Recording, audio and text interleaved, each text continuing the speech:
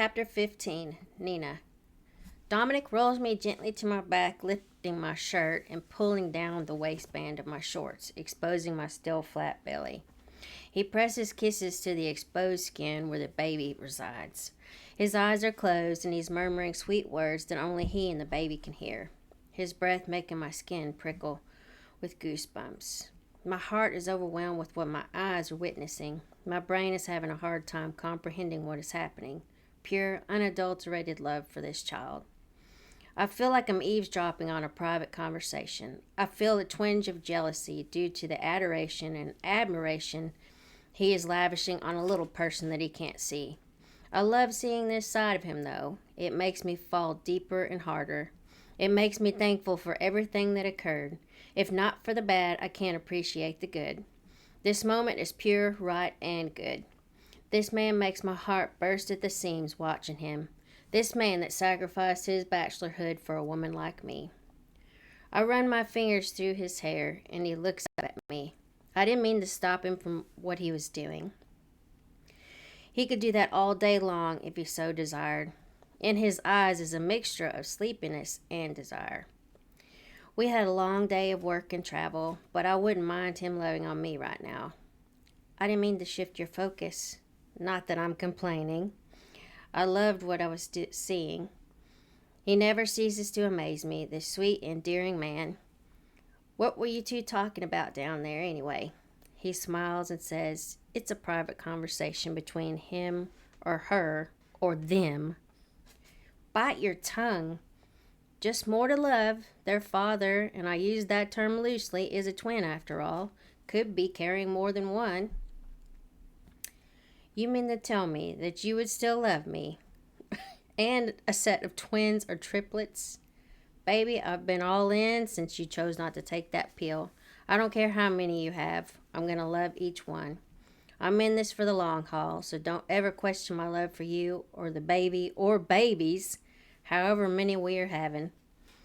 Plus, I took you to Vegas, so not my favorite city, to marry you. I hate Las Vegas, but I love you more. That's why I was willing to deal with going there for a quickie wedding. I'm glad to hear you say that. I love you too. Dominick gives me a look that lets me know that he wants to show me how much he loves me. It warms me up. It ignites a fire in me, especially in the lower body region. He grabs the waistband of my shorts and panties and removes them as one. He works his jeans and boxers down his legs. Our bodies mold and fit together perfectly. I'm thankful that I have him as a lover, patient, caring, considerate.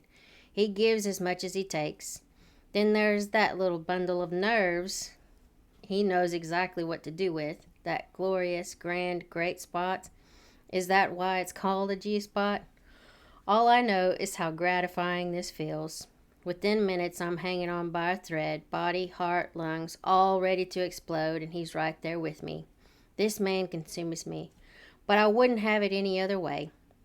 I wouldn't change a thing about how we got here to this place and time. I wouldn't change a thing about how we met or the circumstances for why we met.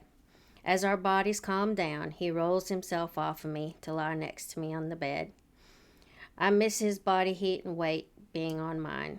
Wow, it just gets better and better. I tell him now that I can fully have a conversation. I hope so, he gives me a smile. Oh yeah, no worries there.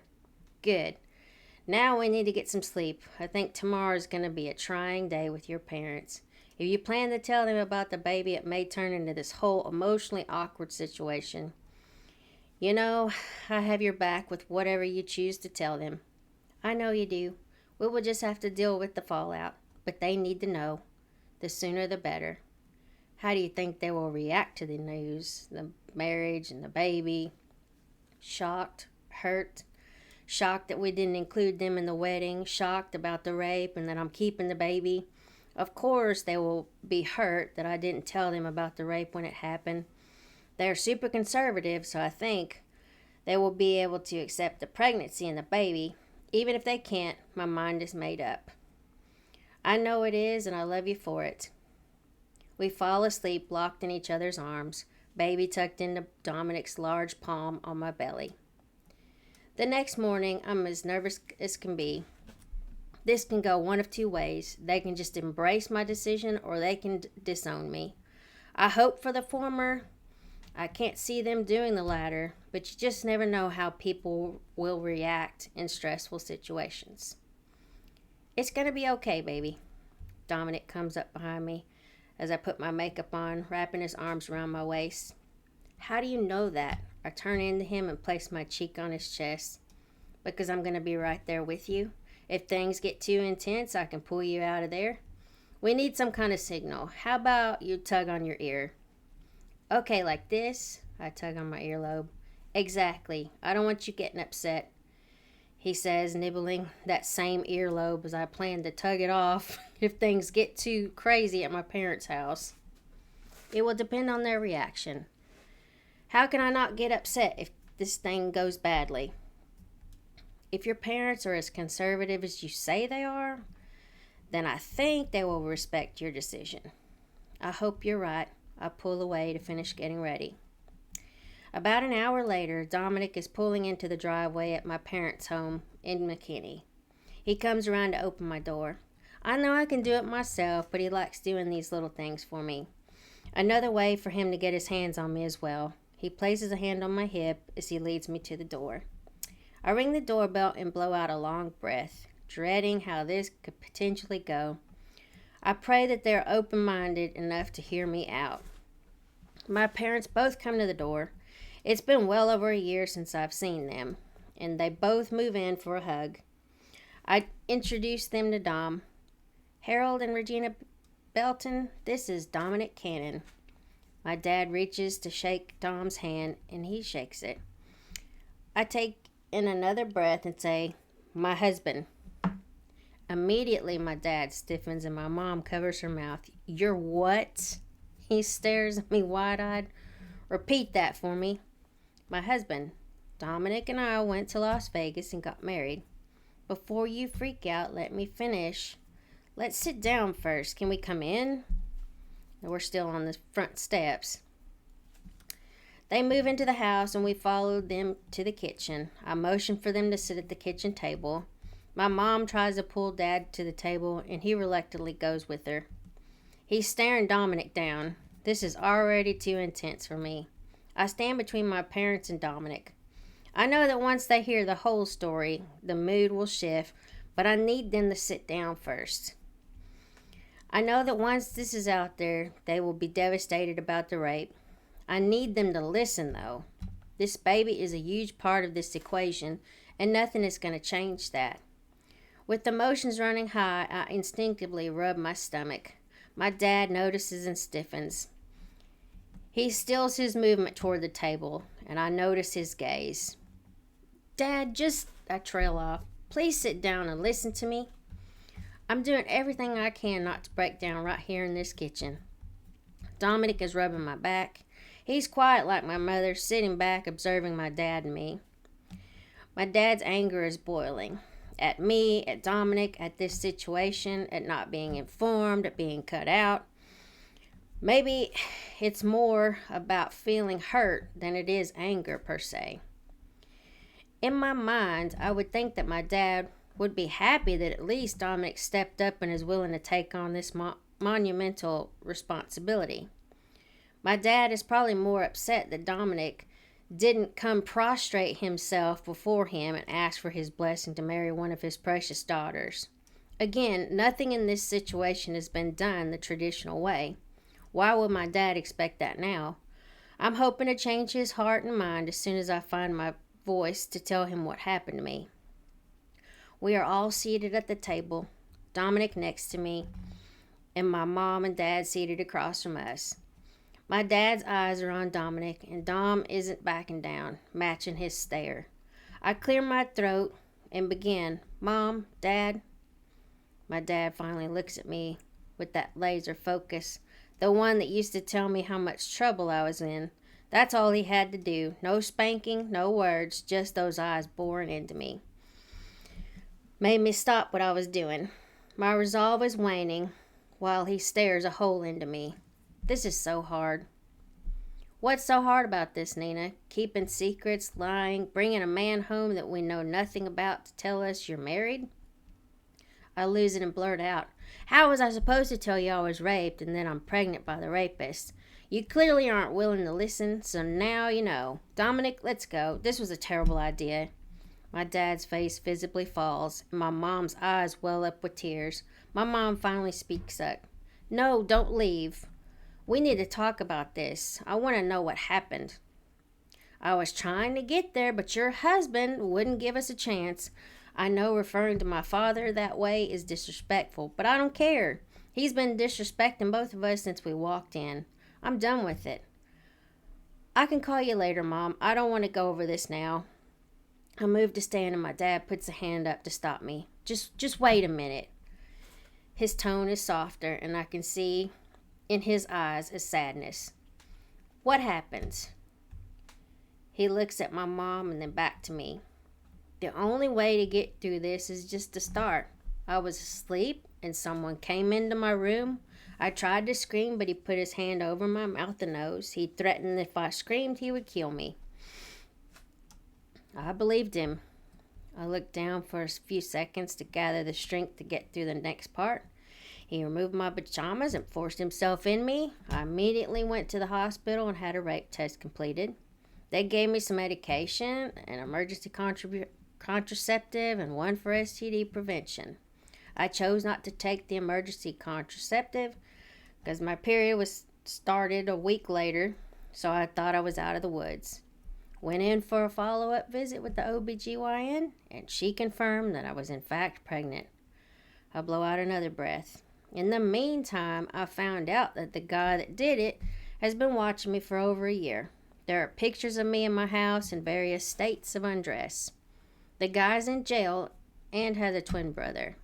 The twin brother, Patrick, owns a handyman business, and that is how Philip had access to place the cameras in my rental house.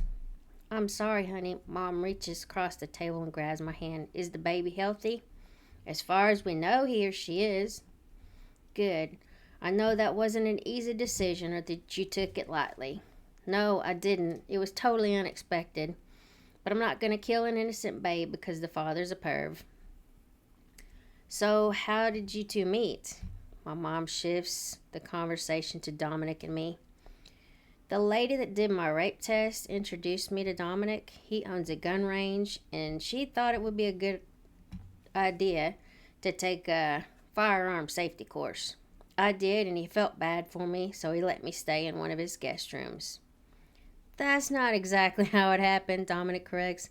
"I did not want you staying in your house alone because of the whole Lucy James incident. I was protecting you." "Who's Lucy James?" my mother asked. "A young woman that was raped. A few months later, she was found raped and strangled. The police did their investigation and the guy was in the wind.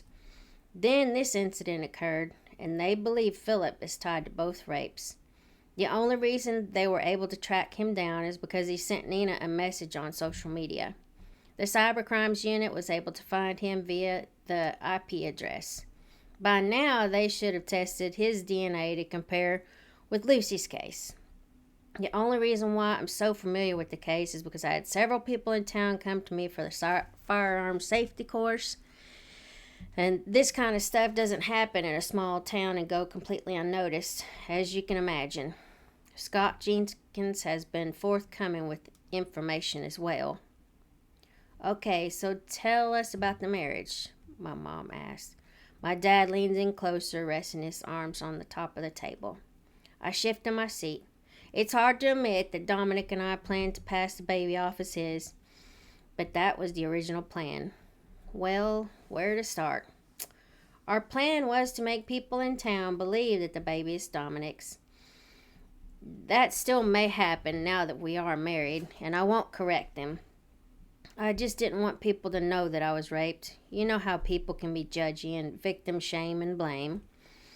I don't want to deal with that. This baby deserves a good life in spite of how he or she was conceived." "I see," she says. "Dominick and I do love each other." I reach over and stroke his arm. He smiles at me. He was the one that suggested it. "I can assure you I'm ready to take on the responsibility. I love your daughter and this baby very much." Dominick speaks up again. My dad turns to him now. That is commendable. I can tell my dad's defenses are coming down. Nina means the world to me, sir. Your daughter is stronger than I thought. I knew what kind of woman she was when she chose not to take that pill. Selfless, caring, loving. I knew that night that I wanted to marry her. That is, if she wanted me. Apparently she did. He winks at me. I must admit I misjudged you. I thought surely you knocked my daughter up and came in here to gloat.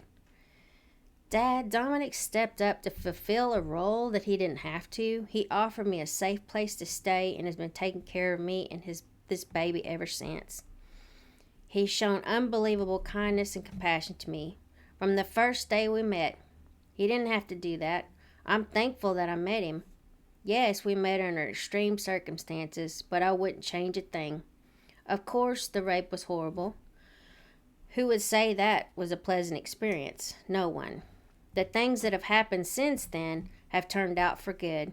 I have a husband that loves and supports me, family that seems to be able to accept my decision. I also have a chance to rear a happy, well-adjusted child with two loving parents in the home. This child should not be made to suffer because of someone else's decisions. Maybe in time I can forge a healthy relationship with Philip's family like Patrick suggested. Philip, although he apologized, there's no way I would want my child to have anything to do with him. Saying sorry doesn't free him from the consequences of his actions. I can't risk my child being exposed to his disgusting sexual deviancy. I may not have anything to worry about if he's convicted of my rape and the police can tie him to Lucy's case. He should go to jail for a long time. My child will not be visiting him in there. My dad stands up and extends his hand to Dominic and says, "Thank you for taking care of my little girl. I hate that she's so far from home, but I'm glad she found a man like you." That's the first time he's ever accepted any male that has entered his home. He gave my sisters and me a hard time any time we brought a boy home growing up. I know Dominic is not a boy and we are married, so I'm glad my dad is embracing him. Dad, I'm almost 28. Happy to do it, Mr. Belton. Like I said, I love Nina very much. Just like that, my heart melts all over again. We spend the rest of the afternoon talking, and I can see that my parents are falling for Dominic as much as I did. They seem to be excited about being grandparents too. They seem to be ready to welcome this baby as much as Dom and I are.